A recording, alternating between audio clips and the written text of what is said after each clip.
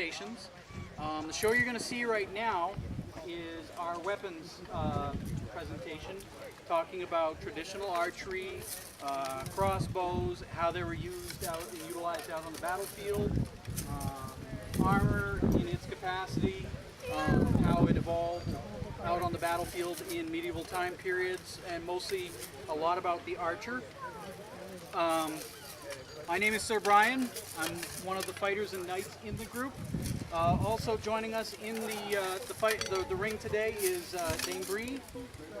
She'll be one of our Vanna Whites. Our other Vanna White will be Scott. And this is Master Marcus right here.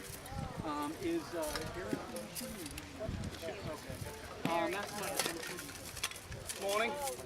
All right, I'd like you to not go past the side. I mean, we're pretty good shots, but we're going to be shooting down that direction. All right, he's horrible, but I won't hit you past that. So if you have a preference, crossbow or longbow, tell us now. So good day. How are you? Hello. Good. Warm. See some of you with coats on. You're crazy. I mean, not as crazy as him, but you're nuts. All right, so today we're going to be talking to you about some of the things that happen on the battlefield outside of the standard foot combat that you would see knights and men-at-arms employing. And while knights got all the press, there's a certain period of time, 100, 150 years, where for every knight on the field in England, there are 4 to 8 archers. Right? And archers really ended up doing a lot of the primary, they bulked out the army really, and they brought their own equipment. We're going to talk a bit about that today, and then we'll talk about what replaced the bow as a predominant weapon on the battlefield, and then eventually what defeated the knight and ended up chasing the knight off the battlefield as we understand it. So this is a longbow, because it's long. They didn't call them longbows, they called them bows, right? They didn't actually use the term longbow. They were long not for aesthetics, but because they had to be. It's the way that the bow works, unlike some of the eastern bows that were fairly short and what we call the static recurve. This kind of longbow, now this is Victorian style, it's got 3 pieces of wood glued together.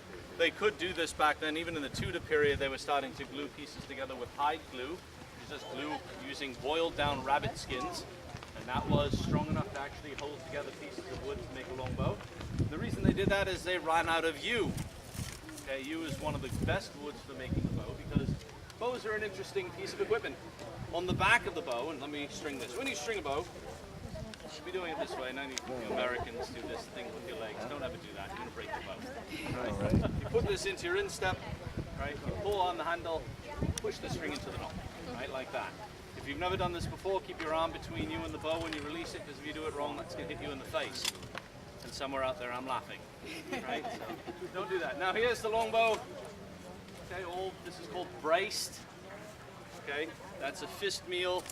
They used to call this the rule of thumb. There is no evidence that that's actually the rule of thumb that we're talking about. Okay, but this bow has 2 types of wood in it. On the back is hickory. Right, and hickory is stretchy. Of course, when I'm drawing this bow, that piece of wood on the back is stretchy. The wood on the belly is Brazilian walnut. In the States, you call that ipe. Right, some people use it for decking or transoms on boats and such. It's very good in compression. So you put that on the side that the wood is bending toward, and when you have that, you've got the makings of a good bow. Yew grows that way. The white wood on the outside of the tree, called the sapwood, is very stretchy, and the orangey heartwood is really good in compression. So when you cut down a yew tree, you have a whole ring of bows all the way around the tree. They ran out of yew relatively quickly, and so in order to make sporting bows, they didn't want to waste all that heartwood in the center. So they started looking for woods that they could glue to the back of that to make up what we're seeing here is a Victorian style longbow. One of the questions that comes up, and we talk about 2 things. We talk about Robin Hood, because he's famous for using the longbow. And people ask me, why would you use Robin Hood? He wasn't real. Well, probably right. You know, we don't have any real evidence that there was a man named Robin Hood. There were 4 different men. Robert Hood and a couple others that all did some of the things that were attributed to Robin Hood, And they think that maybe over the course of about 100 years, all of those stories kind of got shoved together under the mantle of one person called Robin Hood. But the reason we use it is, even though they made up the character, the things that they describe in the books are the things that were going on at the time. Right? And those are not actually the things that Robin Hood would have been doing, because Robin Hood himself lived during the Crusades. But by the time they actually write these stories down, we see Robin Hood men in tights. Actually, it's men in hosen, but that does not roll off the tongue. Okay, and when Robin Hood existed, of course, it was the Crusades. They're wearing tunics that come down to the middle of the shin. They're not wearing pants like these. And you know, when we get up into that later on, we talk about a pair of pants. How many of you are wearing two of them? Maybe wearing two pants, right? Why do we call them a pair? Because they were actually two separate legs, long socks that you tied to your underwear to keep them from falling down. So they were initially actually were a pair of pant legs, and then eventually they joined them at the back, and then they covered up the front as the tunics got shorter and shorter, and that's where the pants came from. But Robin Hood would not have been wearing those. He also wouldn't have been using a little bow like this, and he might not have been using yew, but probably. He might have been using ash or wych elm, both excellent woods for making bows. And would he have been able to kill a knight like this, with a bow like this and arrows like these? The answer is probably not. Not if the knight's wearing his armor. This is a 47-pound longbow. Okay, the war bows in the day averaged about 130 pounds. Okay, the heaviest one found in the Merry Rose were 180 pounds, and the lightest ones found in the Merry Rose are about 90. Okay, now of course this is a little bit after that period. This is the end of the bow as a predominant weapon on the battlefield, but still you're looking at a range of 90 to 180 pounds. Arrows were not small like this. They were about 31 to 33 inches long. They were a ½ inch in diameter in the business end. They weighed a quarter pound. So imagine taking a 150-pound longbow, you're shooting a quarter-pound arrow. Without cheese. Yes, not a quarter pound of cheese, quarter pound of Sans cheese at the knight, and yes, these could penetrate the armor. Now, of course, he's not wearing a flat plate like you see many of the tests done. They're shooting at a plate of steel, right? These are curved, so very often the arrows are going to deflect. Sometimes they deflect into the armpit, which is good for me. They deflect up into under the gorget, which is good for me, not so much for him. Sometimes they deflect off of him and into them, which is still good for me, right? Because the French, of course, like to just line up for us, you know, out about 250 yards away. How far were we shooting? About 220 yards. Right? For the average longbow, they can shoot at 220 yards. Were they penetrating at 220 yards? Yes. Right? What they weren't penetrating is at about 150 yards. And they actually have done tests on this. They get the best penetration from about 40 to 60 yards and about 200 to 230 yards. As you go in the middle, you get worse penetration. And if you want to understand the physics of that, see me after the show. That's a whole other explanation there. When did we start training for this? Because we're going to show you a demonstration in a minute. How old were archers when they started their training? 12. 9.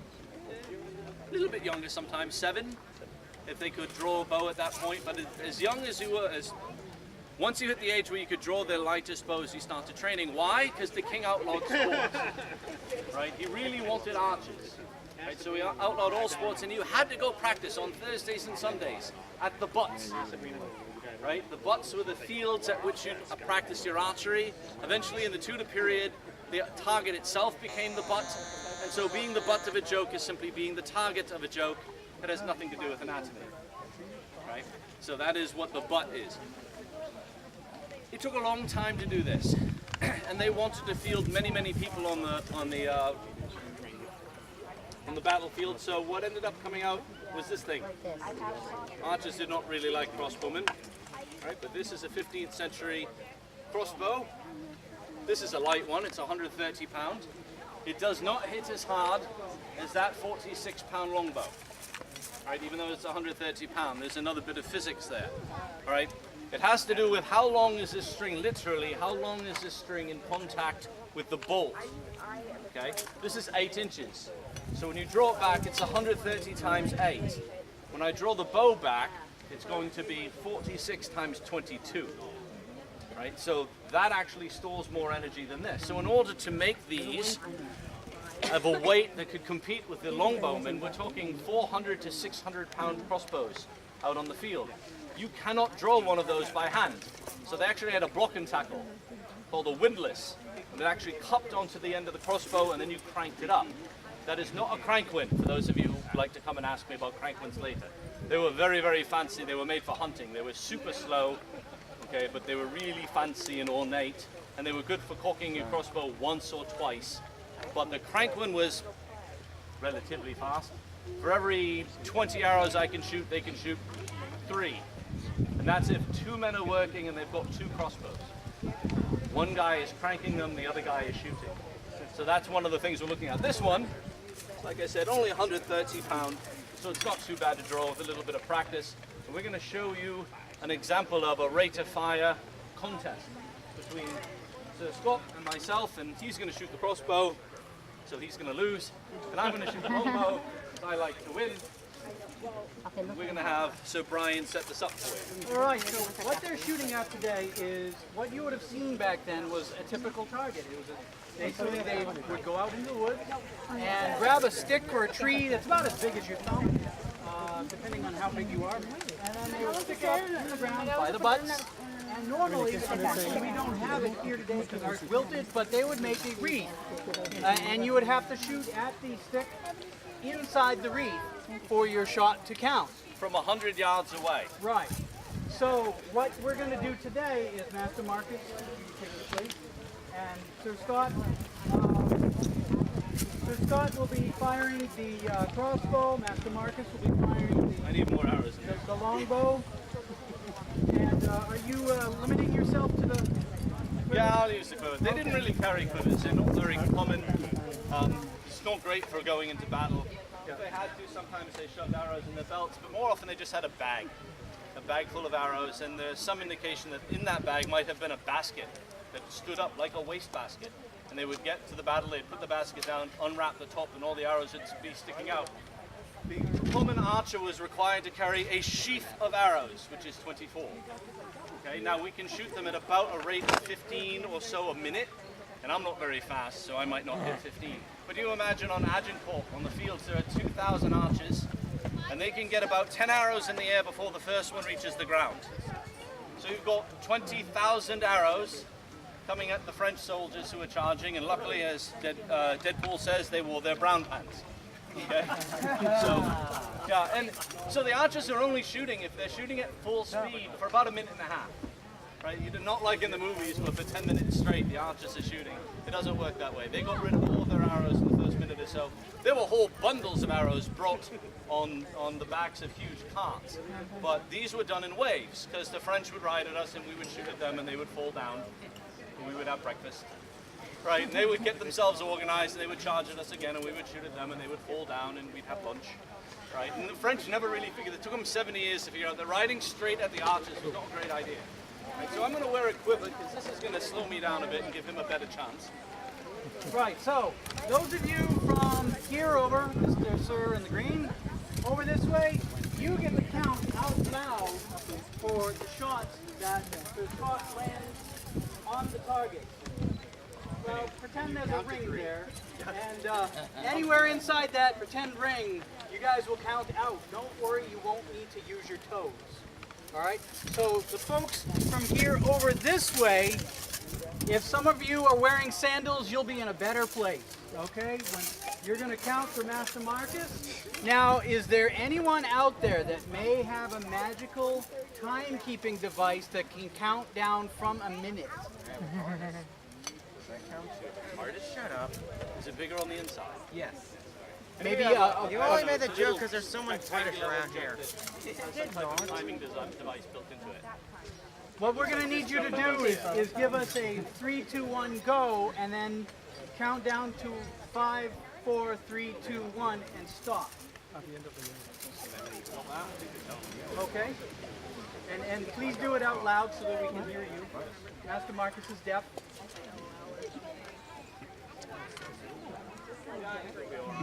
Right, if anybody hits them, I get 2. Right. Ready? Okay, that's 1, 3, 2, 2, 1. I cheat. So that's 1, And one. Very good. Two. Oh, I'm going to drop some. This is the crowd participation part of the show. Three. Two. Put myself down here. 4. Another one. 3. 5. Another one. Oh, you're going fast today, Cisco. 6.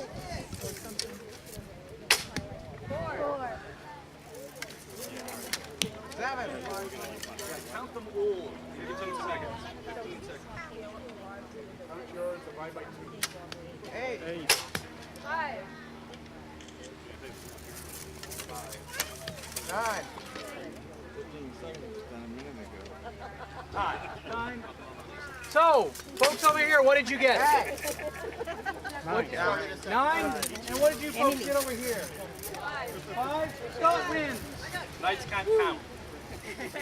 But this really shows you, with Master Marcus slowing himself down with a quiver, they could really fire off a volley in the short amount of time, or the time it takes a crossbowman to fire their weapon. Now remember, at this first charge, they're not picking a target like that. They have an entire 10,000 people, right? Just shoot in that general direction and you're going to hit someone. Right? Now, at 100 yards, they are picking targets. And still in England today, they commonly shoot at 100 yards. Right? And I think that's because here in the States, when we learn archery, if you're going to shoot, I mean, many people shoot for fun, but it was for hunting. And if you're shooting a deer at 100 yards, you're a jerk. Right? Because the chances of killing that deer are very slim. So you're really shooting at 20, 30 yards, maybe 40 if you have a modern crossbow or something like that, with really, really high speed arrows or bolts, as they call them, not quarrels per se. In England, they've not been able to hunt for many, many years. Right? And even at the time, if you lived in the country, you weren't allowed to have a bow, because you might be poaching. If you lived in the country, you were supposed to have a sword, an axe, a long dagger like this one. This is called the finishing dagger. We use this for taking down the knights. What would happen is, eventually they would make it to us. We'd run out of arrows, right? And as I said before, there are about 6 to 8 of us on the field per night. So these guys would charge up and one of us is probably going to die. But we would take them down, and he's not wearing his helmet. But this nice long dagger, we would stick in the visor. Right? And we would ask them to surrender. And if they do, we will ransom that knight. If they don't, we'll have armor to sell after we rinse it out. Okay? So one way or the other, we're going to end up winning this battle. And at Agincourt, the problem was we had captured, the archers had captured almost 1,500 French knights. And the French actually kept coming, right? But now we have a problem. There are 15,000 Frenchmen, not all knights, on this side, and another 1,500 behind us. And the king ordered us to kill them all. And the archers were very upset because they lost their spoils. Right? But that is the true story from Agincourt. 1,500 captured knights were killed by the English army because we had captured too many of you. Right? They I'm not became French. a threat. What? I'm not French. You're not French, you're right. No. Yeah, the French knighted everyone. And here's the other thing, is French fought on horseback. The British did not. A lot of people don't realize that. We think of knights always on horseback, but because that's what we're thinking of tournaments. Horses are not plentiful on the island, right? But they're plentiful on the continent. So the English knights would ride to the battle and leave all the knights behind. We would actually get in and walk into battle. They would fight on foot with longer spears. They came up with lines of spears, what we now call pikes, to withstand the charges of the French knights. But the French like their horses, and well, there's probably a joke there, but the French like their horses, and the British actually left them back with their squires behind the line. Now, the crossbows were great, but one of the problems with them is if it rains, you're in trouble. Because the natural strings at the time, they did not use gut. That comes up all the time. They use gut for strings. Gut is not strong enough to make a bowstring. They use 3 materials primarily. The number 1 is hemp. Hemp is the most common string material for making a longbow string. Second is linen. And third is silk, if you can afford it. Okay, but when any of these materials got wet, they stretched. And you lose some of the power behind your bow. If you have a 600-pound crossbow, you are not restringing that on the field.